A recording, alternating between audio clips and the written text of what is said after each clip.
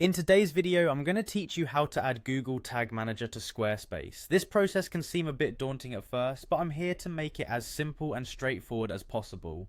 Google Tag Manager, or GTM, is a powerful tool that allows you to manage and deploy both marketing and analytics tags on your website, all from a single location. By integrating it with your Squarespace site, you'll be able to keep track of user interactions and gather insightful data that can help shape your digital strategy. To begin, log into your Google Tag Manager account. Once you're in, go straight to the container you're planning to use. If you're unfamiliar with what a container is, think of it as a bucket where all of your tags, triggers, and variables live. It's crucial to select the right one, especially if you're managing multiple sites or projects. Look for your container ID. You'll find it positioned conveniently in the top right corner of your screen. This ID will guide us in the next steps. After selecting your container ID, you'll encounter two essential code snippets. One is meant for the head section of your site, and the other belongs in the body section. Hang on to those because we'll be using them shortly.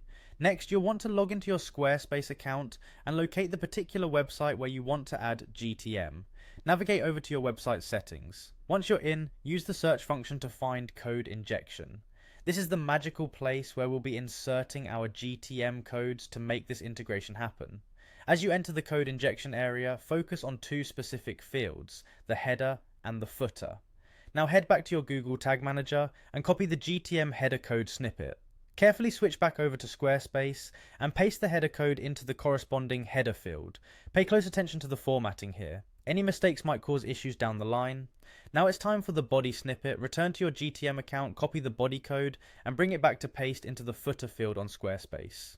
By placing the GTM code here, you ensure that it can activate tags as soon as the page has fully loaded. After you've pasted both snippets, hit that save button to preserve your newfound changes. And now to the crucial part, testing. You don't want to miss this step. Use the Google Tag Manager preview and debug feature.